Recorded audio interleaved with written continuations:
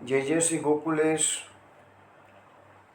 વૈષ્ણવ સત્સંગમાં આપણે ગઈકાલે વાત કરતા હતા કે વસુદેવ દેવકીના લગ્ન થઈ ગયા પછી કંસ પોતે સારથી બની અને વસુદેવ દેવકીને વિદાય આપી રહ્યો છે અને ત્યાં જ આકાશવાણીથી એ કંસ આ દેવકીનો 8મો ગર્ભ તને મારશે. આથી કંસનું આખું રૂખ બદલાઈ ગયું. કંસે તરત જ મ્યાનમાંથી તલવાર કાઢી દેવકીનો ચોટલો પકડ્યો, દેવકીજીને મારવા તૈયાર થયો. આખું વાતાવરણ બદલાઈ ગયું એક થોડીક વારમાં. તો હવે વસુદેવજી કંસને સમજાવવા માટે 9 શ્લોકો બોલે છે કે આ દેવકી તારી નાની બહેન છે, એ મારવા યોગ્ય નથી. તો વસુદેવજી દેવકીજીને બચાવવા માટે શાસ્ત્રોનો આધાર આપીને જે દલીલો કરે છે કંસને સમજાવવા માટે, એમાં શાસ્ત્રોના રહસ્યો ભરેલા છે. આપને ખબર છે જ કે શ્રીમદ ભાગવતમાં વ્યાસ મહર્ષિએ ખૂબ જ ખૂબીથી શાસ્ત્રોના સિદ્ધાંતો કથાના માધ્યમથી આવરી લીધા છે. આપણે કથા સાંભળતા હોઈએ પણ ધીરે ધીરે કરી અને શાસ્ત્રોનો દોષ આપણને વ્યાસ મહર્ષિ આપે છે. તો જ્યારે સ્તુતિઓ આવી શાસ્ત્રોની વાતો આવશે તેનું ખાસ હાઇલાઇટ કરીશ ને આપણને સમજાવીશ. કારણ કે અલ્ટિમેટલી શું છે શાસ્ત્ર એટલે શું? તો શાસયતિ ઇતિ શાસ્ત્ર. આપણા જીવન પર જે શાસન કરે છે એ શાસ્ત્ર. જે ઋષિ મુનિઓ અનેક વર્ષો સુધી તપસ્યા કરી અને જે જ્ઞાન પ્રાપ્ત કર્યું, જે આત્મા પરમાત્માનું જે ખરું રહસ્ય છે, સૃષ્ટિના સર્જનનું જે ખરું રહસ્ય છે, કર્મના સિદ્ધાંતોનું જે ખરું રહસ્ય છે, એ બધું આપણા શાસ્ત્રોમાં ઉલ્લેખાયેલું છે. તો આપણને આ ભાગવતના માધ્યમથી વ્યાસ મહર્ષિ ધીરે એ બધી વાતો સમજાવવાનો પ્રયત્ન કરી રહ્યા છે. તો આપણે હવે એ પણ મેં ગઈકાલે તમને સમજાવ્યું કે વસુદેવજીને આ જે જ્ઞાન છે એ વસુદેવજીના હૃદયમાં વાસુદેવ વ્યૂહનું પ્રગટ થયું છે અને વાસુદેવ વ્યૂહ વસુદેવજી દ્વારા આ બધું બોલાવે છે. એટલે મહાપ્રભુજી જે નામો પ્રકટ કર્યા છે એમાં એક નામ છે વસુદેવ જ્ઞાનનિષ્ઠ સમ જીવ નિવારક. વસુદેવમાં અત્યારે જ્ઞાન એ વાસુદેવ વ્યૂહના કારણે આવેલું છે. હવે વસુદેવજી કંસને સમજાવવાનો જે પહેલો શ્લોક કે છે આપણે જોઈએ. શ્લાઘનીય ગુણ સુરે ભવાન ભોજ યશસ્કર સ કથમ ભગિની મજ્ઞાત સ્ત્રીમ ઉદ્વાહ પર્વણી. આ પહેલો શ્લોક. 9 શ્લોકો જે કહે છે એમાં પહેલો શ્લોક શું કહે છે? વસુદેવજી કૃષ્ણને કહે છે કે વીર પુરુષો આપના ગુણોની પ્રશંસા કરે છે, વળી આપ તો ભોજવંશનો યશ વધારનારા છો, તો લગ્ન જેવા સુપ્રસંગે જ પોતાની બહેનની હત્યા કરવાનો તમે વિચાર કેમ કરો છો? આ પહેલી દલીલ. આમાં કોઈ શાસ્ત્રોની વાત તો નથી આવતી, પરંતુ લૌકિક દ્રષ્ટિએ આ એને સમજાવવાનો પ્રયત્ન વસુદેવજી કરી રહ્યા છે. હવે આપણે ગઈકાલે જોયું તો ભાગવતમાં કંસ માટે એક શબ્દો વાપરેલા હતા, પાપી અને કુલપાંસન. એટલે કે ભોજકુળ માટે એ કલંકરૂપ હતા ગઈકાલે શબ્દો. છતાં વસુદેવજી અત્યારે દેવકીજીને બચાવવાના છે એટલે વસુદેવજી કંસના વખાણ કરી જાય છે. કીધું છે કે વીર પુરુષો આપણા ગુણોની પ્રશંસા કરે છે. અહીંયા કંસના વખાણ આવ્યા છે. એની પહેલાં તો ખબર પડી કે બે તો કુલ ઘાતક છે અને પાપી છે, પણ હવે કહે છે કે આપ તો ભોજવંશનો યશ વધારનારા છો. એટલે એને દેવકીજીને છોડાવવા છે એટલે કંસના વખાણ બી કરવાની જરૂર પડી, તો એ પણ અત્યારે કરવા તૈયાર થઈ ગયા. મહાપ્રભુજી સુબોધનીજીમાં કહે છે કે કંસે દેવકીજીની હત્યા કરવી ન જોઈએ. એ 9 પ્રકારના કારણો મહાપ્રભુજીએ આ પહેલાં આ શ્લોકની સુબોધની જેમાં મહાપ્રભુજી 9 કારણો પ્રકટ કરેલા. જોઈએ કયા કયા કારણો. તો મહાપ્રભુજી કહે છે કે પહેલું કારણ આપે છે, મહાપુરુષોએ બહેનના વધ જેવું નિંદિત કર્મ કરવું જોઈએ નહીં. આ પહેલું કારણ આપ્યું કે ભાઈ બહેનનો વધ કરો તો નિંદિત કર્મ છે, એટલે એ કામ કોઈ સારા માણસો તો કરી ના શકે. બીજું કારણ મહાપુરુષજી આપે છે, આ મૃત્યુને નિવારવાનો ઉપાય નથી. એટલા માટે કહે છે મહાપ્રભુજી, આ મૃત્યુને નિવારવાનો ઉપાય નથી એટલે કે કોઈ પણ દુનિયામાં જન્મેલો માણસ મૃત્યુનું નિવારણ કરી શકતો જ નથી. તમે જુઓ કે જે મોટા મોટા અસુરો હોય એને બ્રહ્માજી પાસે મોટા મોટા વરદાન માગેલા હતા, તો એ બધા વરદાનોમાં પણ ગમે તેવા વરદાન પ્રાપ્ત કરેલા હોય પણ છેવટે એમને મરવું જ પડ્યું છે. મૃત્યુનું નિવારણ તો કોઈ સંજોગોમાં થતું નથી, કોઈ સંજોગોમાં. એટલે એ કહ્યું મહાપ્રભુજી કે આ મૃત્યુને નિવારવાનો ઉપાય નથી. પછી બીજું કારણ આપે છે મહાપ્રભુજી કે આ શરીર મળરૂપ હોવાથી તેને બચાવવાનો ઉપાય કરવો એ પણ યોગ્ય નથી. એટલે કંસને એમ કે હું દેવકીનો 8મો મને મારવાનો છે, તો હું દેવકીને જ મારી નાખું તો મારો એનો 8મો જન્મ નહીં, મને મારે નહીં. અરે પણ તને દેવકીનો 8મો કદાચ ન પણ મારે તો પણ એનાથી એનો અર્થ એવો થતો કે તારું મૃત્યુ આવવાનું નથી. એટલે મહાપ્રભુજી સમજાવે છે કે આપણું શરીર કેવું છે, મળથી એટલે કે ગંદકીથી, હાડ માંસનું ચામડું કહેવાય, અંદર માંસ મજ્જા ગંદકી છે. આ તો ઉપરના ભાગમાં આપણું ચામડું સરસ આપી દીધું છે એટલે આપણને સુંદર દેહ દેખાય છે, પણ અંદરનો ભાગમાં તમે દેખવા જાઓ તો તમને જો થોડી ચામડી વખોટી જાય તો તમને જોવું પણ ના ગમે. ગમે તેવી સ્વરૂપવાન સ્ત્રી હોય તો પણ એના મોઢા પરથી જો થોડી ચામડી નીકળી જશે ને તો અંદરનો લોહી નીકળતું દેખાય ને તો તમને જોવાય પણ નહીં ગમે. તો આ શરીર કેવું છે, મળરૂપ છે. એટલે મહાપ્રભુજી કે એને બચાવવાનો ઉપાય કરવો યોગ્ય નથી, કારણ કે એક દાડો પડવાનું જ છે. પછી આ દેહ પ્રાપ્ત કરવો ઘણો દુર્લભ છે. હવે દેવકીને મારવા તૈયાર થયા, આમાં 2 પ્રકારની વાત છે. દેવકીને મારવા તૈયાર થાય કે આ દેહ તો દુર્લભ છે, તું એને ઘડીમાં મારી નાખીશ તો વારી ઘડી કે મનુષ્ય દેહ મળતો નથી, એટલા માટે પણ તારે એને મારવા માટે યોગ્ય નથી કે છે. પછી પહેલાંના શરીરને ત્યાગ કરવામાં કોઈ પ્રયત્ન કરવો પડતો નથી. મહાપ્રભુજી સમજાવે છે કે આ મનુષ્યનું જે શરીર મળ્યું છે અને આ શરીરને ત્યાગીને બીજું શરીર કરવાનું છે, તો એમાં કોઈ તમારે તો વિશેષ પ્રયત્ન કરવાનો છે જ નહીં. એ તો બધું ઓટોમેટિક કર્મના આધારે થયા જ કરતું હોય છે. પછી લખે છે, 6થું કારણ આપે છે કે સાચી વાત તો એ છે કે જીવનો જન્મ થતો જ નથી, માત્ર દેહના અધ્યાસને લીધે જ જીવ જન્મ સમજે છે કે જન્મ થયો છે. એટલે આ એક પ્રક્રિયા છે જીવની આવવાની અને જવાની, જેને આપણે જન્મ અને મરણ એવું નામ આપી દીધું છે.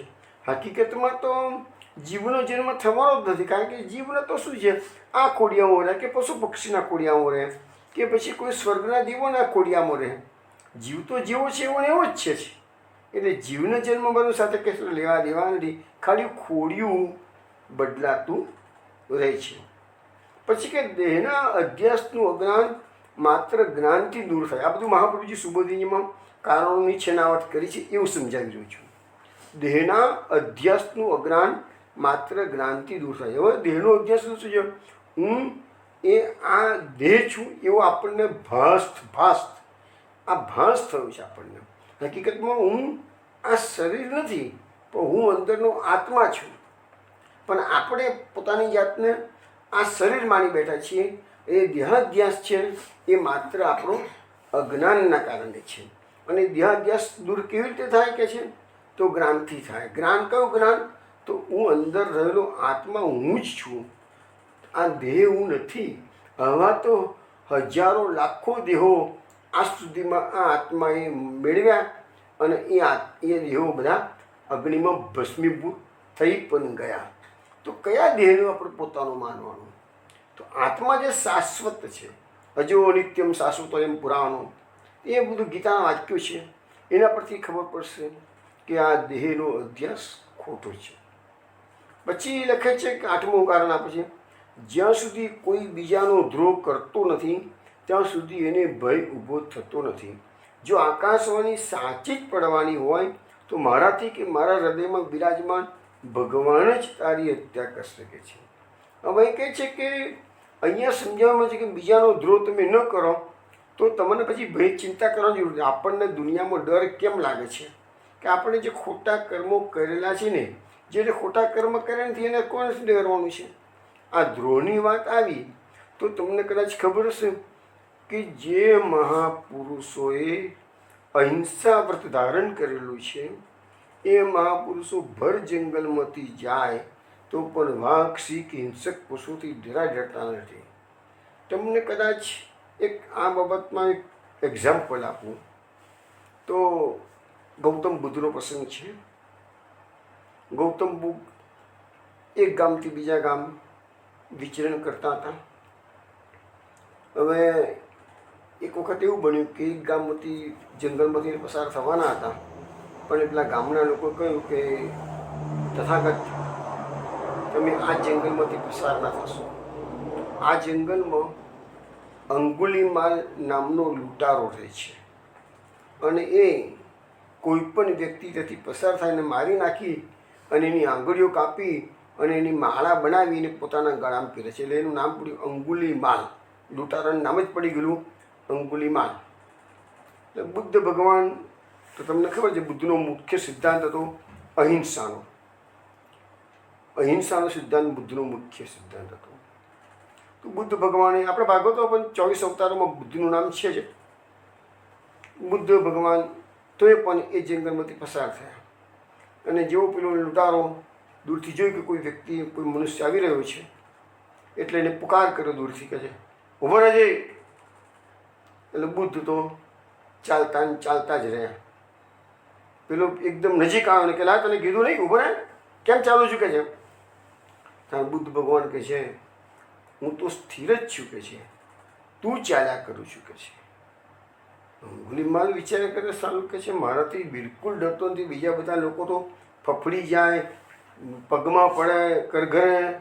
આ માણસ કરગરતો નથી, પગમાં પડતો નથી, ચાલ્યા જ કરે છે. ઉપરથી પાછું કહે છે હું તો સ્થિર છું કે છે, હું તો ઊભો જ છું કે છે, તું દોડ્યા કરું છું કે છે. એટલે એને આ વાતમાં સમજણ ના પડી. એટલે પેલો એકદમ નજીક આવી ગયો અંગુલીમાલ લૂંટારો. એને કહ્યું મેં તમને કહું તમને સંભળાતું નથી, ચાલ ચાલ કરો છો, પછી કે હું સ્થિર ઊભો છું કે જૂઠ કેમ બોલો છો. એટલે ગૌતમ બુદ્ધ એને સમજાવે છે કે આ શરીર ચાલે છે, હું ક્યાં ચાલું છું કે છે. હું તો અંદરનો આત્મા સ્થિર છું કે છે. અને તું કે છે તારું શરીર ભલે સ્થિર છે કે છે પણ તારું મન તો ભટકતું છે કે છે. એટલે મેં તને કીધું કે તું સ્થિર થા, તું ભટક્યા કરું છું કે છે. હવે આને તો આટલા જિંદગીમાં આવી વાતો આજ સુધીમાં કોઈએ કરી નથી. એટલે પેલો તો પ્રભાવિત થઈ ગયો કે સાલું આ તો કોઈ સામાન્ય માણસ નથી લાગતા, આ તો મહાપુરુષ છે. એનો જે ઘણી વખત સમજાવું છું ને કે ભગવાનની કૃપા કોના પર ક્યારે થાય એ કશી ખબર ના પડે, એ ભગવાન જ જાણતા હોય કે છે. એમે વિષ વૃણતે તેને લભ્ય, કઠોપનિષદનું વાક્ય છે. એમે વિષ વૃણતે તેને લભ્ય, જેને આત્મા વરણ કરે છે એના પર જેની કૃપા થાય છે. હવે અહીંયા અંગુલીમાલનું પરિવર્તન થવાનું હશે તો ગૌતમ બુદ્ધ જેવા સાથે એનો ભેટો થઈ ગયો. એટલે એને આ થિયરી સમજતા વાર લાગી અને ગૌતમ બુદ્ધે એનો ઉપદેશ કર્યો.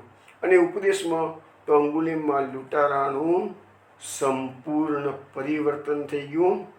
એના પગમાં પડ્યો, ત્યાં જ એને સંન્યાસની દીક્ષા આપી દીધી, એનું માથું મુંડાઈ નાખ્યું, એને પોતાને બુદ્ધ સાધુ બનાવી દીધો અને પોતાની જોડે એના ઘરબાર છોડી દીધા અને પોતાની જોડે એને બાજુના ગામમાં બુદ્ધ ભગવાન પધારે છે. રાજાને ખબર પડી, ગામના રાજાને, કે મહાત્મા બુદ્ધ પધારે છે. રાજાએ ભવ્ય સ્વાગત કર્યું છે બુદ્ધનું, રાજા એમનામાં પધરામણી કરી છે. રાજાને મનમાં થયું સારું આ જંગલમાંથી તો કોઈ પસાર થતું નથી અને આ ભગવાન બુદ્ધ આ જંગલમાંથી પસાર થઈને આવ્યા કેવી રીતે?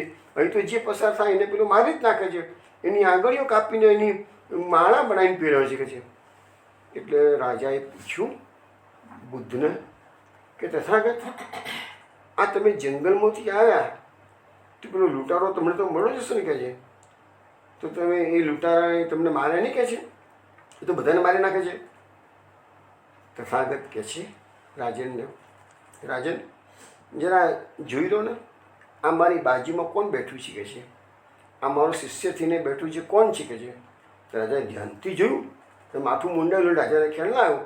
રાજાએ જોયું, હો આટલો મોટો ગુંડો અને તથાગતનો શિષ્ય બનીને બેઠો, બાજુમાં બેઠો છે કે છે. તો રાજાએ કીધું કે હો તમે મહાત્મા, તમે આને પરિવર્તન કર્યું? હા, અમે સાધુ બની ગયો છે, અમે કોઈને નહીં મારે કે છે, ચિંતા ના કરશો. તો કહેવાનો મતલબ શું છે કે બીજાનો દ્રોહ જે લોકો કરે છે એ લોકો જ ડરતા હોય છે. અહિંસાનો જે સિદ્ધાંત છે તો લખાય છે ને કે સાધુ પુરુષો જંગલમાંથી પસાર થાય તો પણ ક્યારેય વાઘ, સિંહ કે વરુ જેવા હિંસક પશુઓથી એ લોકો ગભરાતા હોતા જ નથી. અને હિંસક પશુઓ ખરેખર એમને કશું કરતા પણ નથી હોતા. એ સત્ય વસ્તુ છે. અનેક પ્રસંગો પણ છે. આપણે આગળ વધીએ હવે.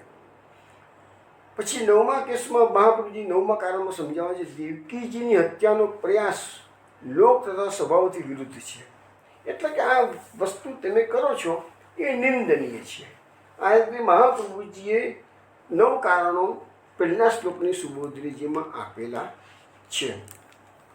હવે વસુદેવજી, આપણે સુબોધરીજીમાં વસુદેવજી કહે છે કે કંસ, દેવકીજી સાથે તારે કોઈ વેર તો છે નહીં કે છે.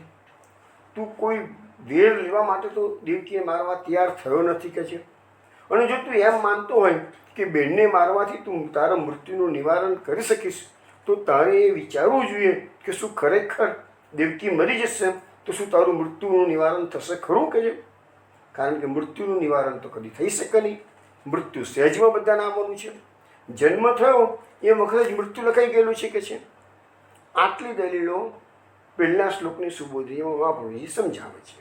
હવે બીજો શ્લોક લઈએ છીએ, વસુદેવજીની દલીલોનો બીજો શ્લોક. મૃત્યુર્જન્મવતાંબીર દેહેન સહ જાયતે અદ્ય વાબ્દસ્તાંતે વા મૃત્યુર્વિપ્રાણીનામ ધ્રુવ. એમ કહે છે કે હે વીર, અહીંયા કંસને વીર તરીકે વસુદેવજી સંબોધન કરે છે. જેને જન્મ લીધો છે તેના માટે મૃત્યુ ચોક્કસ છે. આજે કે 100 વર્ષ પછી પણ પ્રાણીનું મૃત્યુ તો થવાનું જ છે. કોઈ પણ માણસ આ દુનિયામાં અજર અમર થઈને આવ્યો જ નથી. મેં તમને કહું ને કે ગમે તેવા અસુરો હતા તો પણ બ્રહ્માજીએ વરદાન આપેલા હોય પણ એવું તો ક્યાંક ક્યાંક કરી દે કે એને અમર થવા મળે નહીં.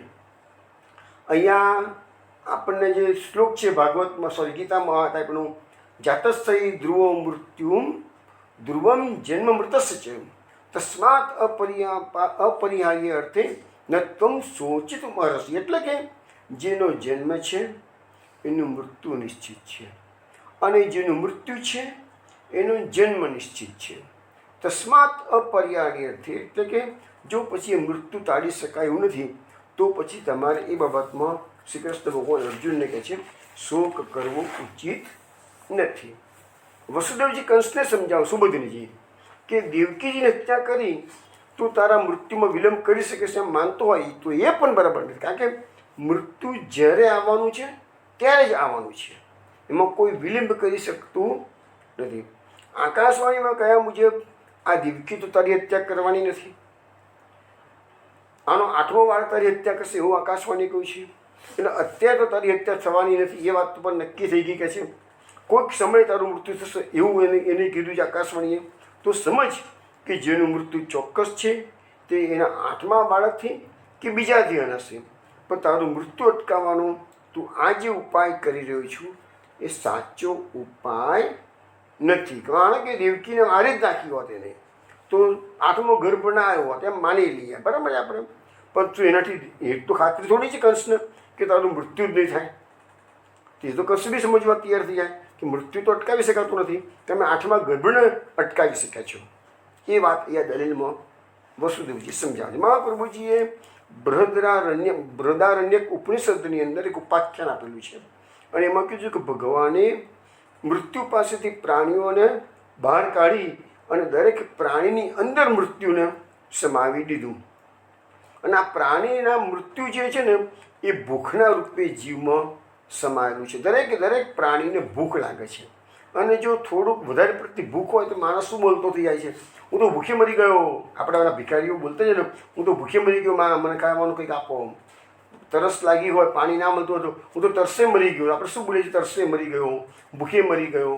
તો ભૂખ એ મૃત્યુનું એક કારણ છે. એવું મહાપ્રભુજી સુબોધનીજીમાં બૃહદારણ્યક ઉપનિષદનું એક્ઝામ્પલ આપીને સમજાવે છે. કારણ કે આપણા શરીર જે છે ને એમાં અન્નમય કોષ છે. તો આપણા શરીર અન્નથી જ પોષણ થાય. અન્ન ન મળે, ખોરાક ન મળે, ભૂખ લાગે અને ખોરાક ન મળે તો શરીર ધીરે ધીરે ક્ષીણ થવાનું છે, મરી જાય, એટલે મૃત્યુ આવી જાય. હવે આગળ બીજો શ્લોક આવ્યો. દેહે પંચત્વમ આપન્ને દેહી કર્માની ગોવસ દેહાંતરમ અનુપ્રાપ્ય પ્રાક્તનમ ત્યજતે વપુઃ. હવે આ શ્લોકની થિયરીમાં એમ કે છે કે જીવ પરવશ છે.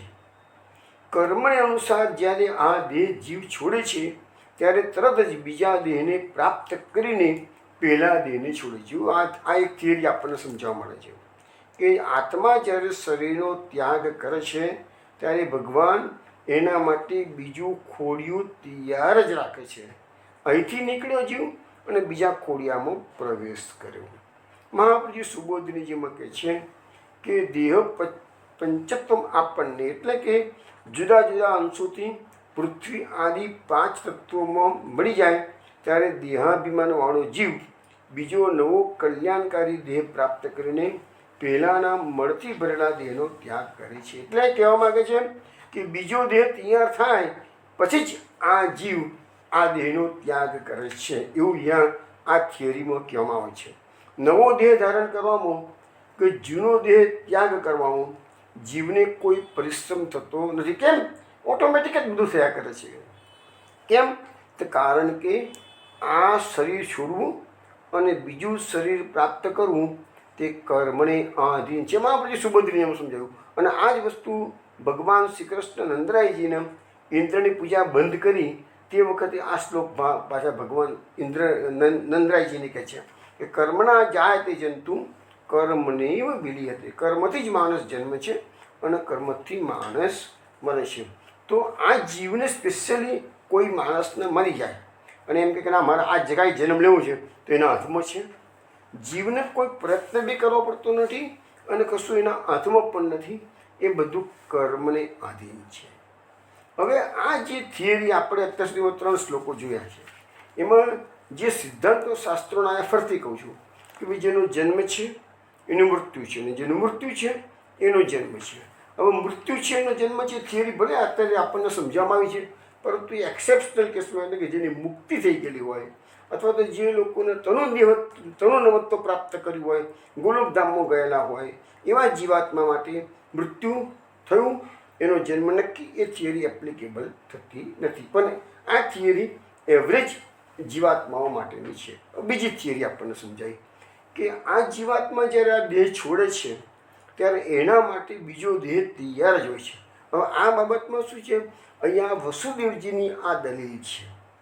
હકીકતમાં આ દલીલ સાચી પણ છે કે ભાગવતમાં લખી છે ને વસુદેવજી જેવા હોય તો ખોટી તો કહેવાય જ નહીં. છતાંય પણ સામે શ્રીમદ ભાગવતમાં એવા એક્ઝામ્પલ છે કે આપણા શાસ્ત્રોમાં પણ ઘણી વાતો લખી છે કે જીવાત્માને યમદૂતો લઈ જાય છે તો આગળ એનો ન્યાય કરવામાં આવે છે તો બીજો દેહ તાત્કાલિક થયો એ વાત આવી ક્યાં, પણ છતાં અહીંયા લખ્યું છે.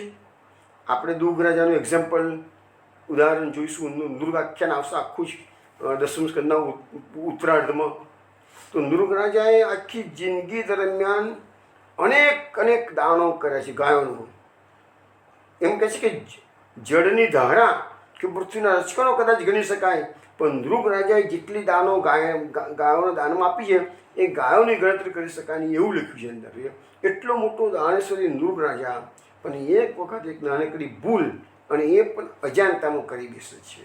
એ વખતે આપણે ડિટેલ્સમાં જોઈશું, અત્યારે ઉપર છેલ્લું કહું છું.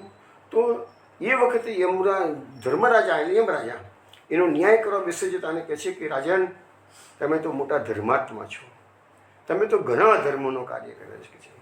રાજન, તમારી એક નાનકડી ભૂલ થઈ ગઈ છે. બોલો, તમારે તમારું એક નાનકડું પાપ છે એ ભોગવવું છે કે તમારું પુણ્ય ભોગવવું છે? તો ત્યાં નૃગ રાજાને ચોઈસ આપવામાં ભાગવત કહે છે, હું નથી બોલતો, હું તો આ લખેલું જ બોલું છું.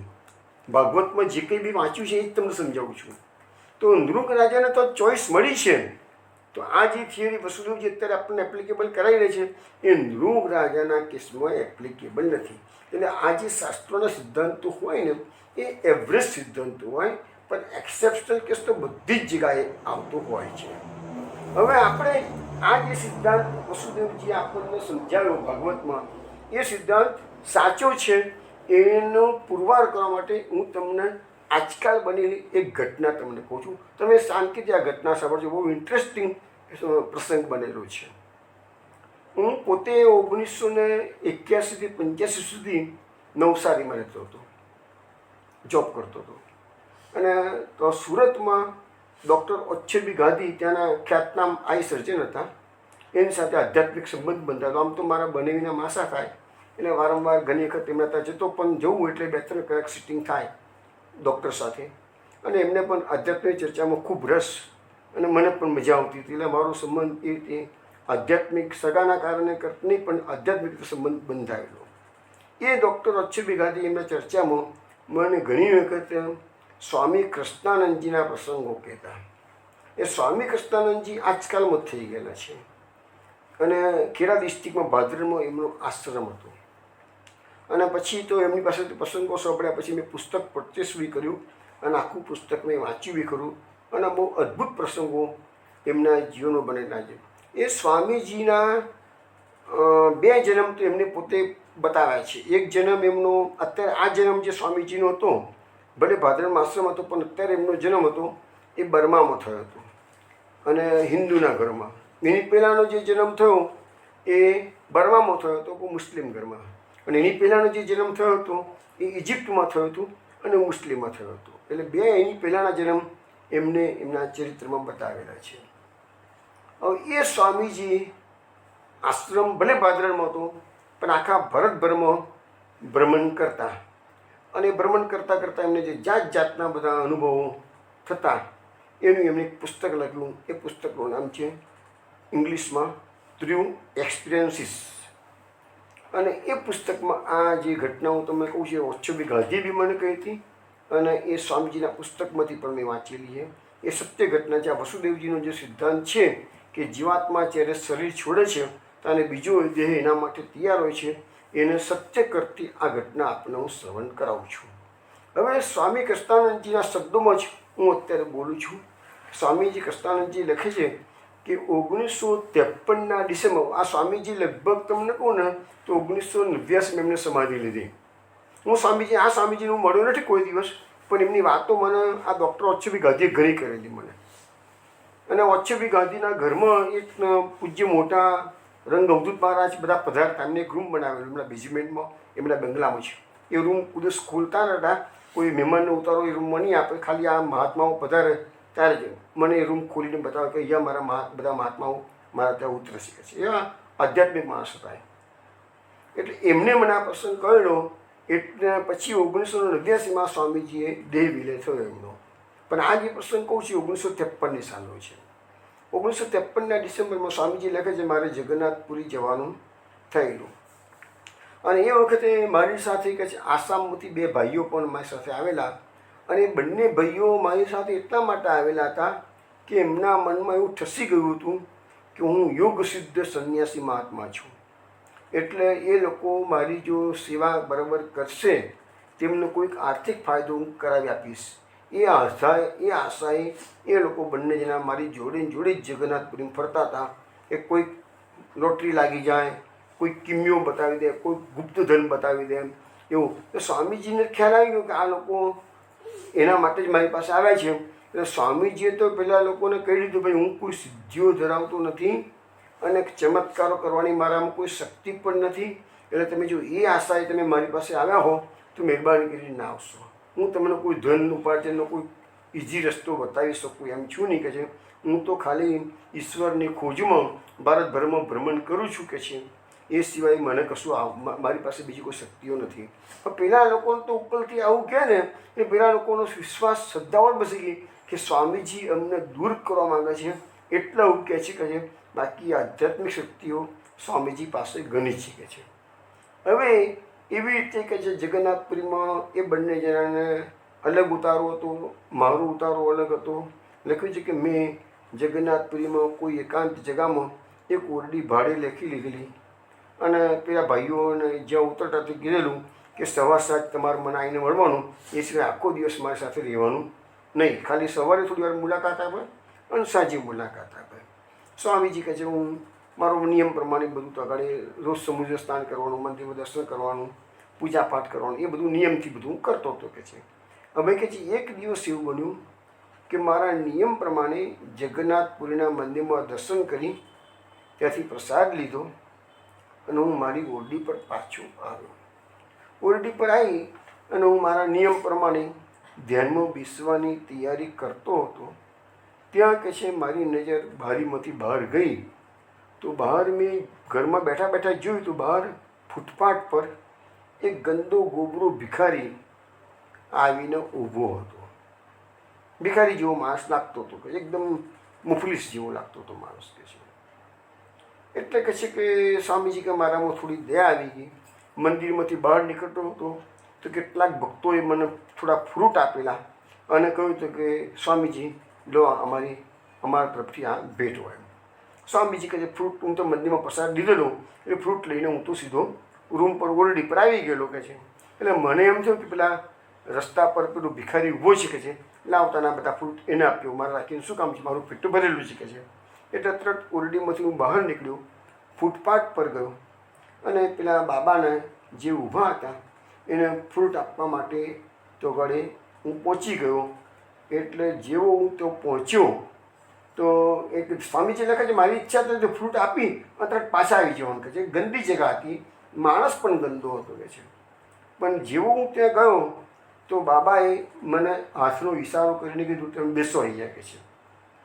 પણ ત્યાંની જગ્યા કેટલી બધી ગંદી હતી ને તો કહે છે મારી બેસવાની જરાય ઈચ્છા થઈ નહીં કે છે. અને હું તો તરત જ ઇમિજિએટલી પાછો નીકળતો જતો હતો.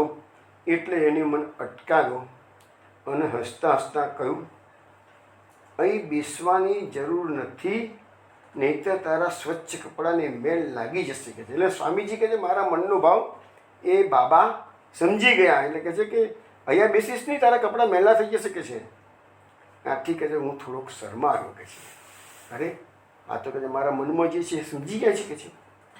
મને લાગ્યું કે આ વ્યક્તિ કોઈ સામાન્ય નથી, આવી વાત કરે છે. ક્યાંક આ દેખાતો ગંદો માણસ ભિખારી જેવો, પણ કોઈક એનામાં વિલક્ષણતાઓ છે કે છે. એટલે એના કહેવાથી હું ઊભો રહી ગયો. તો તે બાબાએ મને કહ્યું સ્વામીજી પહેલાં એક કામ કરો, આ બાજુની ગલીમાં તમે જાઓ તો એક મકાન છે, નિશાની આપી આ મકાનમાં જાઓ તમે. ત્યાં એક વૃદ્ધા અત્યારે ભગવાનને પ્રાર્થના કરી રહી છે. એ વૃદ્ધાનો એકનો એક છોકરો મરણ પથારીએ પડેલો છે અને છોકરાએ મરતા મરતા માતાની પાસે મોસંબી ખાવાની ઈચ્છા વ્યક્ત કરી છે.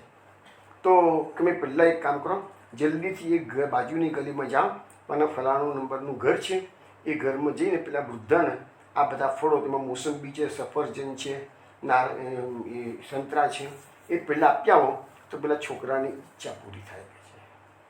એટલે હવે કહે છે કે મને તો આ બાબાની વાતમાં રસ્તો પડ્યો તો કે છે.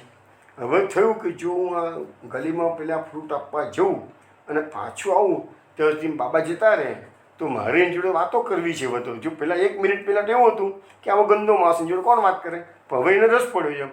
એટલે બાબા આના મનના વિચારો વાંચી ગયા અને કીધું સ્વામીજી તમે પહેલાં જલ્દીથી ફળો આપી આવો, એને અડચણ જરૂર છે કે છે. હું જતો નહીં રહું, ચિંતા ના કરશો, હું અહીં જ છું. હું આવ્યો છું કેમ ખબર છે સ્વામીજી, મારે તમારું એક કામ પડ્યું છે કે છે, એટલે હું આવ્યો છું. પણ પહેલાં તો પેલી વૃદ્ધાને જલ્દી ફળો આપી આવો કે છે. એટલે કે હું ફટાફટ પેલી ગલીમાં જે કહ્યું હતું એ પ્રમાણે એ ઘર શોધી કાઢ્યું. ઝૂંપડા જેવું મકાન જૂટતું હતું કે છે. અને ત્યાં જઈને જોયું તો ખરેખર એક વૃદ્ધા ભગવાનને વિનંતી કરતી હતી, પ્રભુ તમે કોઈક રસ્તો કરો, હું તો બહુ ગરીબ છું, મારી પાસે તો કોઈ પૈસા પણ નથી, કોઈ માણસ નથી, મારો છોકરો મરણ પથારી પડ્યો છે, ટાઇફોઇડમાં પટકાયેલો છે, તો પ્રભુ કોઈકને તમે પ્રેરણા કરો, મને ફ્રૂટ આપી જાય. ત્યાં સ્વામીજી એ વૃદ્ધાના ઘરમાં એન્ટ્રી થાય છે. વૃદ્ધાને કહે છે લો માં, તમે ભગવાનને પ્રાર્થના કરતા હતા ને, લો ફળો. પેલી વૃદ્ધાને આશ્ચર્ય લાગ્યું, ઓહો આ કળિયુગની અંદર ભગવાન આટલું જલ્દીથી ભક્તોનું સાંભળે છે કે છે. એટલે વૃદ્ધાને આશ્ચર્ય લાગ્યું. તો વૃદ્ધાને કીધું કે સ્વામીજી તમને કેવી રીતે ખબર પડી કે મારા છોકરાને ફ્રૂટ ખાવાની ઈચ્છા થઈ ગઈ છે, ફળોની ઈચ્છા થઈ ગઈ છે? તો સ્વામીજી કીધું મને તો કશી ખબર નથી કે છે, પણ બહાર એક બાબા ઊભા છે ફૂટપાથ પર, એમણે મને કીધું કે જલ્દી ત્યાં ફળો તો આપી આવો, એ છોકરો અત્યારે ઈચ્છા કરી રહ્યો છે ને મા ભગવાનને પ્રાર્થના કરી રહી છે. એટલે માતાએ કીધું કે સ્વામીજી ખરેખર માનવ દેહધારી મારફતે ભગવાન જ કામ કરતા હોય છે. ભગવાન જાતે કામ, આ કળિયુગમાં આપણા કામ કરવા માટે બી ભગવાન જાતે ના આવે, પણ આપણને કોઈ તકલીફ હોય તો માનવ દેહધારી કોઈ એમના જો પાર્ષદો હોય અથવા એમના ઉચ્ચ લેવલના ભક્તો હોય એને ભગવાન પ્રેરણા કરે અને આપણું કામ થઈ જતા હોય શકે છે. તો માજીએ પછી આ વાત કહી કે ભાઈ ભગવાને જ એ ફકીરને પ્રેરણા કરી લાગે છે, બાબાને કહે છે. અને માતાએ પછી બંનેને આશીર્વાદ આપ્યા. સ્વામીજી ત્યાંથી પાછા ફર્યા. ત્યાં સુધીમાં બાબાએ પેલી ફૂટપાથવાળી ગંદી જગ્યા સાફ કરી દીધેલી. સ્વામીજી ત્યાં ગયા એટલે કીધું હવે તમે બેસો શાંતિથી, મેં સાફ કરી નાખી છે. એટલે હું ત્યાં બેસી ગયો અને તરત બાબાએ એમની વાત કરવાની ચાલુ કરી. સ્વામીજી મારે તમને કામ સોંપવાનું છે. કામ શું છે? સ્વામીજી તો જોયા જ કરે સાલો, બાબા ભિખારી જેવો માણસ લાગે, હું પોલીસ જેવો હોઉં પણ વાતો શું કરે છે કે છે. તો સ્વામીજી આવતીકાલે સવારે 10:55 મારે આ સ્થૂળ શરીરનો ત્યાગ કરવાનો છે અને હું ઈચ્છું છું કે મારા વિધિવત અગ્નિ સંસ્કાર દરિયાના કિનારે તમારે હાથે થાય કે છે, એટલે હું તમને આ કામ સોંપવા માટે આવેલું છું. અને આમ કહી અને પેલા બાબાએ એમના ખિસ્સામાંથી એક પરબીડિયું બહાર કાઢ્યું અને પરબીડિયાની અંદર ₹26 મોકલ્યા. આમ જો આ ડિસેમ્બર 1953ની વાત છે. એટલે 1953ની સાલમાં લગભગ નિયરલી 70-71 વર્ષ પહેલાંની વાત છે. તે વખતે તો ₹26ની ઘણી વેલ્યુ હતી. તો લખ્યું કે અગ્નિ સંસ્કારનો ખર્ચો તમને અત્યારથી આપી દઉં છું અને આવતીકાલે મારો 10:55 દેહ પડવાનો છે, તેમાંથી આ અગ્નિ સંસ્કારનો ખર્ચો કરજો. પછી લખ્યું છે એમને, પેલા બાબા કહે છે કે સાચી વાત એ છે કે ભૂત પ્રેતાદી નિષ્પ્રાણ ખોડિયાનો કબજો ના કરી દે તે માટે અગ્નિ સંસ્કાર જરૂરી છે. અગ્નિ સંસ્કારની આપણામાં જે પ્રથા છે એનું કારણ શું છે કે જે પ્રેતો રખડતા હોય અને એને આવું કોઈ ડેડ બોડી મળી જાય તેમાં તરત પ્રવેશ કરી દે, એમને રહેવાની જગ્યા મળી જાય. એટલે કે આપણા બાબા અહીંયા સમજાવે છે કે અગ્નિ સંસ્કારની જરૂર શા માટે છે. પછી કહેલા કે હકીકતમાં આપણું સૂક્ષ્મ શરીર આપણા મૃતદેહની આસપાસ 3 દિવસ સુધી પરિભ્રમણ કરતું હોય છે. એટલે બીજો ક્વેશ્ચન આ પણ આવે છે કે આપણો જે શરીરમાંથી આત્મા બહાર નીકળી ગયો તો એ તરત તો ભટક્યા કરતો હોય છે. તો પેલો મૃતદેહનો અગ્નિ સંસ્કાર થઈ ગયો હોય એટલે પેલો આત્માને પછી ફરવાનો વારો આવવાની સીધી એની ગતિ જે થવાની હોય કર્મ પ્રમાણે એ પ્રકારે થાય. બીજી વાત એક સ્વામીજી મારે તમને કરવાની છે એ કે આવતીકાલે મારો દેહ પડશે, પણ એના પછીનો મારો જે જન્મ થવાનો છે એ 25મી ફેબ્રુઆરી 1954ના દિવસે, એટલે કે આજથી બરાબર 2 મહિના પછી હું કલકત્તામાં એક લુહારના ઘેર બાળકી તરીકે જન્મ લઈશ અને એ મારો છેલ્લો જન્મ છે. એ જન્મમાં મારું 16 વર્ષનું આયુષ્ય હશે કે છે. અને આ જન્મમાં એટલે કે હવે પછી જે બાળકી તરીકે જન્મ હું લઈશ એમાં હું કોઈ ચમત્કાર કરવાનો નથી, કોઈ સિદ્ધિઓ બતાવવાનો નથી. તો સ્વામીજી લખે છે મને આશ્ચર્ય થયું કે 2 જ મહિનામાં ફરીથી જન્મ થાય કેવી રીતે કે છે. 2 જ મહિનામાં અહીંયાથી આપણે જે વસુદેવજીનો સિદ્ધાંત આવ્યો ને કે આત્મા શરીરનો ત્યાગ કરે છે ખોડિયાનો, તો બીજું ખોડિયું તૈયાર જ હોય છે. તો અહીંયા બાબા જે જગન્નાથપુરીના બાબા સ્વામીજીને મળ્યા એ બતાવી રહ્યા છે કે ડિસેમ્બર એન્ડની વાત છે. ડિસેમ્બર 53 અને 25મી ફેબ્રુઆરી 1954 એટલે કે 2 જ મહિનામાં એમને બીજો જન્મ લેવાનો છે. તો સ્વામીજીને પણ આશ્ચર્ય લાગ્યું. એટલે કે છે મારા ખભા પર હાથ થાબડી બાબાએ કહ્યું ચાલો ત્યારે આવતીકાલે 10:15 આપણે મારવાડીની ધર્મશાળા પાસે મળીશું. પછી બાબા ત્યાંથી નીકળી ગયા. કહી દીધું કે આવતીકાલે આપણે જગન્નાથપુરીમાં મારવાડીની ધર્મશાળાનું ફેમસ હશે કે છે ત્યાં ગાડી સવારે 10:55 દેહ ત્યાગ કરવાનો છે.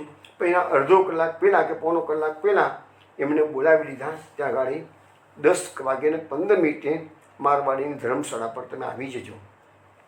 તો સ્વામીજી લખે છે કે મેં બાબાજીને વચમાં એક જ રાત છે, કાલ તો દેહ પડવાનો જ છે મને કહે છે. તો મેં વિનંતી કરી કે મારી રોડી એક રાત જ કાઢવાની છે, તો મારી રોડીમાં સુઈ જાઓ ને રાત્રે કહે છે, સવારે તો તમારે નહીં પડવાનું જ કહે છે. તો બાબાએ ના પાડી, પરંતુ એ તો નીકળી જ ગયા તરત જ કહે છે. હવે લખ્યું છે કે આ સંસારમાં ઘણા મહાન આત્માઓ આ સંસારમાં ગાંડાની માફક ફરતા હોય. એ લેખાય ગાંડો જેવો માણસ, મુફલીસ જેવો માણસ, પણ એ મહાત્મા હતા, ઉચ્ચ કોટીનામાં, જેને બીજો ફક્ત એક જ જન્મ એને લેવાનો બાકી રહી ગયો હતો. એ લેવલના મહાત્મા. ઘણા આધ્યાત્મિક સાધકો પોતે સિદ્ધિના શિખરો પરથી પ્રતિષ્ઠામાં ફસાઈ નીચે પટકાવા. આવા મહાત્માઓ શા માટે ગાળપણનો રોલ ભજવતા હોય છે? તો એ લોકોને પ્રતિષ્ઠા ગમતી નથી. આજે આખી દુનિયા પ્રતિષ્ઠાની પાછળ પાગલ થયેલી છે, પણ એ જાણે છે પણ જો સિદ્ધિઓ લોકોને ખબર પડી કે આ સિદ્ધ મહાપુરુષ છે તો પ્રતિષ્ઠા વધે એટલે લોકો લાઈન લાગે ચરણસ્પર્શ કરવા માટે, એના આશીર્વાદ લેવા માટે. તો પાછા કહે છે અમારું પતન થાય કે છે. એટલે આજે તમને ભાગવતમાં પણ એવા અનેક એક્ઝામ્પલ છે કે જેની અંદર દાખલા આપણે એક્ઝામ્પલ બધા જાણે છે. જળ ભરતનું એક્ઝામ્પલ. જળ ભરત તો છેલ્લો જન્મ હતો ભરત રાજાનો, બરાબર છે. તો જળ ભરતે કેવું વર્તન કરેલું? કોઈને ખબર પડી આ મહાત્મા છે. એ તો રૌગન રાજાને જ્યારે ઉપદેશ કર્યો ભવાટવીનો જળ ભરતે, ત્યારે રૌગન રાજાને ખબર પડી કે આ તો મહાત્મા છે, આ કોઈ ઘણો ગેલો માણસ નથી. એવું બીજું એક્ઝામ્પલ આવે છે ધ્રુવનો પુત્ર ઉત્કલ. ધ્રુવ તો મહાન રાજા હતા, અને એનો છોકરો મોટો છોકરો, દરેકને રાજગાદી મોટા છોકરાને મળે, તો મોટા છોકરો તો ઉત્કલ હતો. પછી વત્સર આવ્યો, તો એમને ઉત્કલને કહ્યું. ઉત્કલે પણ ગાણા વેળા જ કરવા મળેલા. બધા મંત્રીઓને બધાને એમ જ લાગ્યું કે આ તો ગોળો થઈ ગયેલો છે રાજાનો છોકરો. એટલે એમને ઉત્કલને રાજગાદી ના આપી અને વસ્ત્ર ના આપી. તો ઉત્કલને તો જંગલમાં જઈને તપસ્યા કરી હતી. એવું બીજું એક્ઝામ્પલ છે સગર રાજાનો પુત્ર અસમંજસ. સગર રાજાના 60,000 પુત્રોને બળીને ભસ્મ થઈ ગયા. તે કથા જાણીતી છે. પણ એનો જે બીજી રાણીનો પુત્ર તો અસમંજસે પણ એવો જ વર્તન કર્યું કે લોકો એને ગાનો ઘેલો તોફાની બારકસને એવું માનતા હતા, અને એને દેશ નિકાલની સજા પણ કરી દીધી સગર રાજાએ. અને એ સગર રાજાનો અસમંજસનો છોકરો હતો અંશુમાન. એ પછી પેલા સગર રાજાના ઘોડાને, જે યજ્ઞનો ઘોડો ગુમ થઈ ગયો હતો, એને શોધવા માટે અંશુમાન ગયો છે, પણ અસમંજસને તો દેશ નિકાલ કરેલો હતો. એ બધી વાતો એ વખત જોઈશું આપણે. એવું દેવાપી, શાંતનુ રાજાનો મોટો ભાઈ છે દેવાપી. પણ દેવાપીએ રાજાને ના પાડી દીધી, મારા રાજ નથી જોઈતું કહે, જંગલમાં જઈને તપસ્યા કરે. આજે પણ હિમાલયમાં દેવાપી તપસ્યા કરી રહ્યા છે. તો આવા ભાગવતમાં તમને અનેક એક્ઝામ્પલ જોવા મળશે કે જ્યાં મોટા સિદ્ધ મહાત્માઓ હોય પણ એ ગાંડા જેવો રોલ કરતા હોય છે. કેમ? બધાને એ લોકોને ખબર પડી ગયેલી છે કે જો પોતે સિદ્ધ કે જે ઉચ્ચ લેવલના મહાત્મા હોય છે ને, એ લોકોને ચમત્કારો સહેજમાં હોય છે. એ લોકો માટે આપણે ચમત્કારો સમજી જઈએ છીએ, પણ એ લોકોને ચમત્કાર એટલે કરમ જ કેવા લાગે. પણ એ જાણે છે ચમત્કારો બતાવીશું તો લોકોને લાઈનો લાગશે, પ્રતિષ્ઠામાં ફસાઈશું, અને છેવટે પતનનો ઉતરવાનો વારો આવશે. હવે આ કેસમાં સ્વામીજી લખે છે, બીજી દિવસ સવારે હું મારા નિત્ય નિયમ પ્રમાણે વહેલો ઉઠી ગયો, સમુદ્રમાં સ્નાન કરી આવ્યો, રૂમ પર આવ્યો, મારો નિત્ય નિયમ હતો એ બધો પૂરો કર્યો. ત્યાં સુધીમાં લગભગ 9:30 થઈ ગયા હતા. પણ આજે હું મંદિરમાં ગયો નહીં, અને મંદિરના બદલે રોજ મંદિરમાં દર્શન કરવા જતો હતા, આજે હું મંદિરમાં ના ગયો. અને એના બદલે કે છે આજે મારે એક મહાપ્રસ્થાનનું દૃશ્ય જોવાનું હતું, એની ઇંતજારી હતી. એટલે હું જલ્દીથી તૈયાર થઈને 10 વાગતામાં તો મારવાડી ધર્મશાળા પર પહોંચી ગયો. અને લખે છે કે બરાબર 10:15 પેલા બાબાજી મારવાડીની ધર્મશાળા પાસે આવી ગયા. હવે અત્યારે જોયું તો બાબાજીને તો મરવાનો અડધો કલાક જ બાકી રહ્યો છે, છતાં બાબાજી ખૂબ આનંદમાં હતા, ખૂબ પસંદ. જો આપણે લોકો બધા મૃત્યુથી ગભરાઈ જઈએ ને બાબાજીને ખબર છે 10 to 5 મિનિટ દેહ પડવાનું છે, તો બાબાજી ખૂબ પ્રસન્ન હતા. મૃત્યુના ભયનો પ્રાદુર્ભાવ તો માત્ર અજ્ઞાનમાંથી જ જન્મે છે. આપણે બધા મૃત્યુનો ડર કેમ કરીએ છીએ? કે આપણામાં ખરું જ્ઞાન નથી, અજ્ઞાન છે, માટે જન્મે છે. હવે બાબાજી આવીને સ્વામીજીને કીધું કે જા સ્વામીજી પેલા થોડા લીલા શ્રીફળ લઈ આવો કે છે. એટલે કહે છે કે હું તરત નજીકમાં ગયો અને 4 શ્રીફળ લઈ આવ્યો. બાબાજીએ કીધું તે પ્રમાણે લખ્યું છે 12 આના. એ જમાનામાં 12 આનામાં 4 લીલા નાળિયેર હું લઈ આવ્યો. 2 કહે છે બાબાજીએ પીધા અને 2 કહે મેં પીધા. અને બાબાજી અંદરનું ટોપરું કાઢીને મલાઈ પણ આરામથી ખાધી. કે જો હવે અડધો કલાક પછી તો મરવાનું છે, તો મહાત્માઓની તમે જીવો કેવું વર્તન હોય છે. કે છે પછી કહે છે કે અમે બંને જણાએ મલાઈ સાથે બેસીને ખાધી. કે છે પછી મને બાબાજીએ પાસે બેસાડ્યો અને કેટલીક વાતો કરી અને કહ્યું કે દેખો સ્વામીજી, હું તમને પુનર્જન્મની પ્રક્રિયા સમજો. જો વૈષ્ણવ, હવે તમે પણ સાંભળો. અત્યારે બાબાજી સ્વામીજીને, જો કે બંને વિદ્વાન છે પણ એક સિદ્ધ પુરુષ છે, જે બાબાજી છે એ સિદ્ધ પુરુષ છે, અને પુનર્જન્મની પ્રક્રિયા સમજાવી રહ્યા છે. લખ્યું છે કે આપણું સૂક્ષ્મ શરીર એટલે કે સંગ્રહાયેલા સંસ્કાર અને સંવેદનોનો વાયુમય કોષ એ અજરા અમર છે. કે છે તે ગર્ભાધાનના 7મા અને 8મા માસની વચ્ચે પોતાના કર્માનુસાર પ્રાપ્ત થતી ભાવિ માતાના શરીરમાં પ્રવેશ કરે છે. એટલે જીવાત્મા માતાના ગર્ભમાં 7મા અને 8મા માસની વચ્ચે પ્રવેશ કરે છે. અને એ સ્ત્રી અને પુરુષના વીર્યકણોના સમાગમથી બંધાયેલી સ્થૂળ આકૃતિમાં એકાકાર થઈ જાય છે. એટલે પ્રવેશ થયા પછી જે ગર્ભનું બંધારણ થયેલું હોય એમાં આત્મા એક થઈ જાય છે. એ ખોડિયામાં સૂક્ષ્મ શરીરના એકાકાર થવાની જે પ્રક્રિયા છે, એના પછી અજાત શિશુ છે એ સુખ દુઃખની લાગણીઓનો અનુભવ કરવા મળે છે. એટલે પછી જ એ શિશુને સુખ દુઃખની લાગણીઓ થાય છે. કે અને પૂર્વજન્મની સ્મૃતિઓનો થવા પછી એને પૂર્વજન્મની સ્મૃતિનો સાગર દરેકે ભાગવતમાં પણ લખ્યું છે કે ગર્ભાવસ્થામાં જીવાત્માને પોતાના 100 જન્મો યાદ આવે છે. કે 100 જન્મો યાદ આવે છે કે મેં શું કર્યું હતું એમ. તો અહીંયા લખ્યું છે પૂર્વજન્મનો સ્મૃતિઓનો સાક્ષાત્કાર થાય છે. અને બાળકનો જન્મ થયા પછી નાળ કાપી નાખવામાં આવે છે. ત્યાર પછી બાળક એમાં પ્રવિષ્ટ થયેલા સૂક્ષ્મ દેહમાંથી પોષણ શક્તિ અને જીવન પ્રવાહ મેળવે છે. હવે એ ઘટના સૂક્ષ્મ દેહ સાથે સૂક્ષ્મ દેહની જોડાયેલી નાળ દ્વારા શક્ય બને છે. અને સ્થૂળ દેહમાંથી હવે જ્યારે મૃત્યુનો સમય થાય ત્યારે શું થાય છે કે સ્થૂળ દેહમાંથી જ્યારે સૂક્ષ્મ શરીર વિખૂટું પડે છે ત્યારે આ માંસલ આકૃતિ નિશ્ચિત, આ માંસલ આકૃતિ એટલે આપણો દેહ એકદમ જડ અને કડ બની જાય છે. કે છે અને એમાં વિકૃતિ આવવાનો આરંભ થાય છે. અને આ અદ્ભુત ઘટનાને જ આપણે મૃત્યુ કહીએ છીએ. એટલે મૃત્યુ એટલે શું છે? તો સ્થૂળ શરીરમાંથી સૂક્ષ્મ શરીરનું એટલે કે જીવાત્માનું બહાર નીકળવું, એનું નામ છે મૃત્યુ.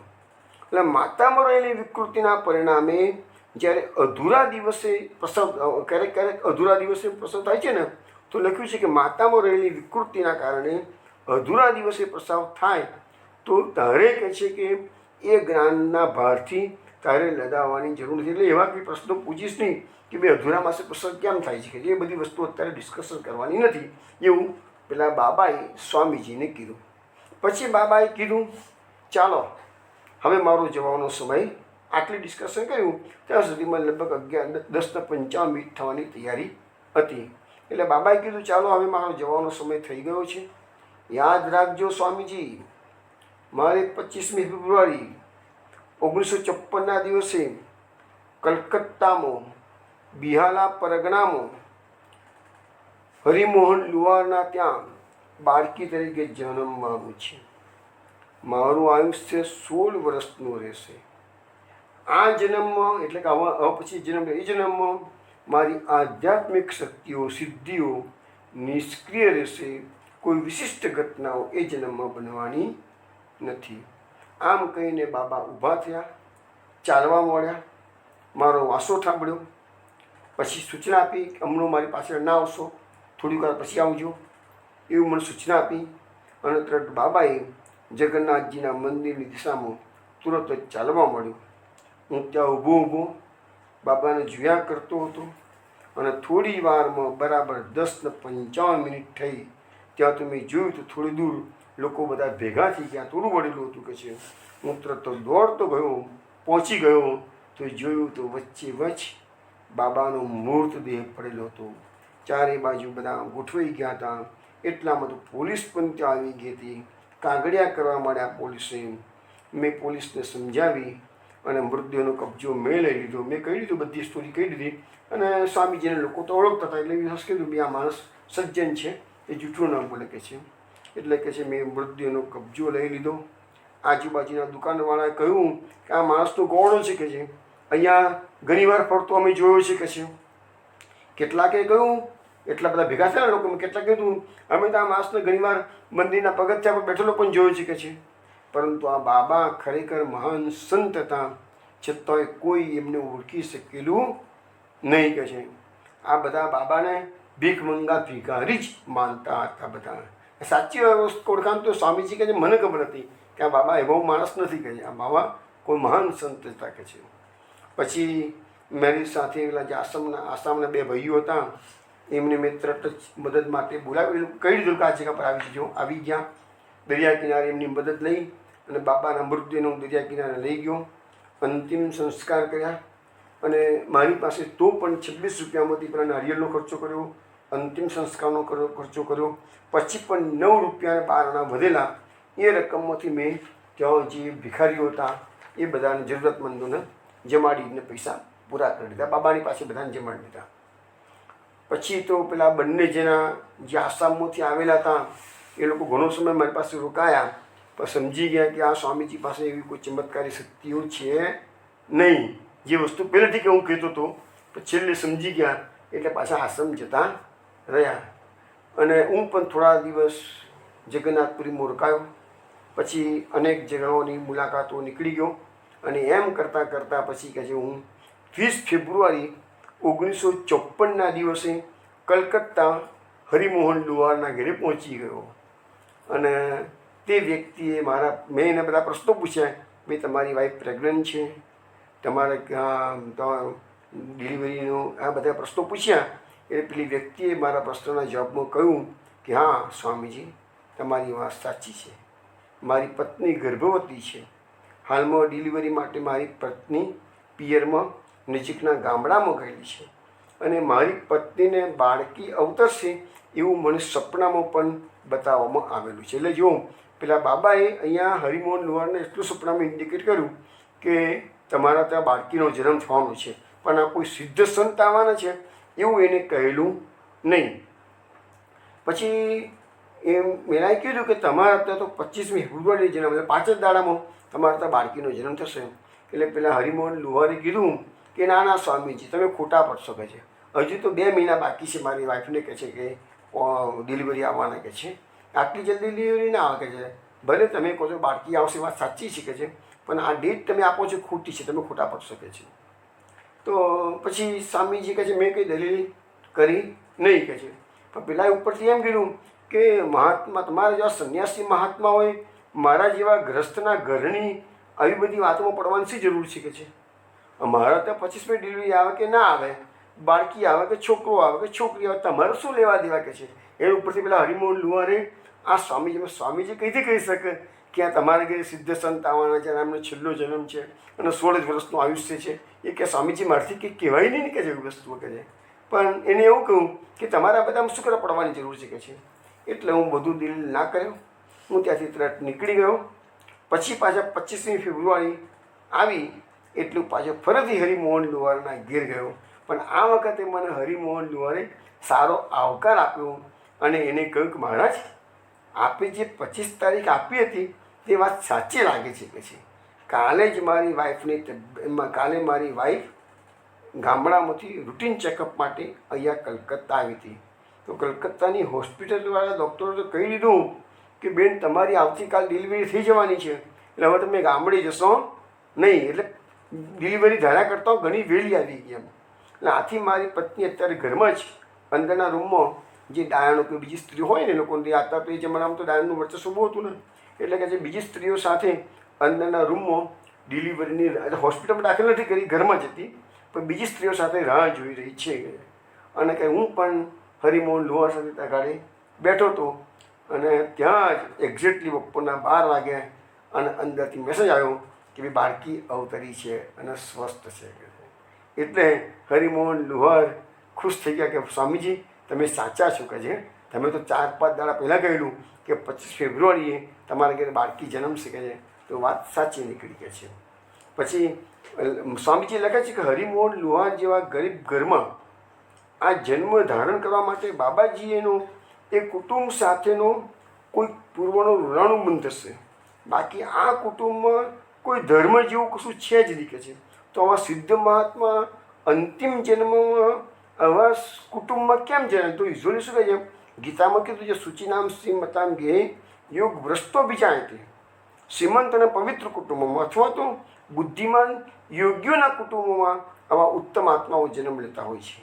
જ્યારે આ તો બહુ આર્થિક રીતે પણ સામાન્ય અને ધાર્મિક રીતે પણ સામાન્ય. એટલે સ્વામીજી એવું કહે છે કે કદાચ કોઈ ઋણાનુબંધના કારણે જ આ બાબાએ આવા ઘરમાં જન્મ વિચાર્યો હશે. પછી લખે છે કે 1959 બાળકી જન્મી ગઈ. એનું નામ પડ્યું રેખા. 1959માં તે 5 વર્ષની થઈ. ફરીથી મેં ઘરની મુલાકાત લીધી. તે વખતે પૂછ્યું તો કીધું એનું નામ છે રેખા. એનો મેં બાળકીને જોઈ કે છે, ડિલિવરી વખતે તો જોવા ના મળે, પણ અત્યારે મને બાળકી જોવા મળી કે છે. એટલે એને તો ત્રણેય લગા પૂર્વજન્મનો ફકીર, પૂર્વજન્મના પેલા જગન્નાથપુરીના બાબા એ જ આજે આ બાળકી બનીને આવ્યા છે કે એનો વાન શ્યામળો હતો. એના મા બાપે જણાવ્યું કે આ છોકરી રમતિયાળ નથી કે છે અને કોઈ અસાધારણ ઘટના પણ કરતી નથી, એવરેજ જીવન જીવી રહી છે કે છે. ત્યાર પછી સ્વામીજી લખે છે કે 16મી માર્ચ 1967ના દિવસે, એટલે કે બાળકી જ્યારે 14 વર્ષની થઈ ત્યારે હું ફરતી એ ઘરમાં ગયો કે છે, ફરતો કે છે. તો મેં પૂછ્યું તો કે તમારા દીકરીમાં કોઈ પરિવર્તન આવ્યું છે ખરું કે 14 વર્ષ થયા તમારી છોકરીનું? ત્યારે કે છે સ્વામીજી એવું તો ખાસ પરિવર્તન નથી કે છે, પણ આ છોકરી છેલ્લા 5 વર્ષથી બ્રહ્મ મુહૂર્તમાં વહેલી ઉઠી જાય છે અને સ્નાનાદિ વગેરે ક્રિયાઓ કરી અને નજીકના એક મંદિરમાં રોજ જાય છે અને કલાક એક ત્યાં બેસે છે કે છે. એ સિવાય બીજી કોઈ ખાસ એની ખાસિયત નથી કે છે. રેખા તંદુરસ્ત હતી, પ્રસન્ન રહેતી હતી. મા બાપે કહ્યું કે મારી છોકરી રેખા કદી પણ ડરતી નથી કે છે. ભગવાનના ભક્તો કઈથી ડરવાના હતા? પણ એને એક ઘટના કીધી કે એકવાર એવું બનેલું કે અમારા ઘરમાં સાપ આવી ગયો કે છે. તો રેખાએ ફટાકડીને સાપને ઊંચો કરીને હાથમાં રમાડવા લાગી કે છે. અમે તો બધા કંઈ ગભરાઈ ગયા કે છે, આ છોકરીમાં હિંમત તો જો 14 વર્ષની છોકરી પણ સાપની જોડે ખેલ કરી રહી છે કે છે. તો કે અમે ગભરાઈ ગયેલા. મા બાપે રેખાના હાથમાંથી સાપને છોડાવી દીધો અને તરત જ સાપને મારી નાખ્યું કે છે. લખ્યું છે કે છોકરી એ વખતે દુઃખી થઈ ગઈ હતી કે જે સાપને મારી નાખ્યું એટલે કે છે. અને એ એટલો બધો દુઃખ થયું ને કે 2 દિવસ સુધી એને કશું ખાધું પણ નહીં.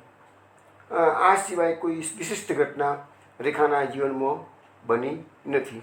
પછી સ્વામીજી લખે છે ફરીથી જ્યારે હું એ છોકરી પહોંચી ગઈ પછી 16 વર્ષનું આયુષ્ય પૂછી ફીરતી ગયો એમના ઘરે.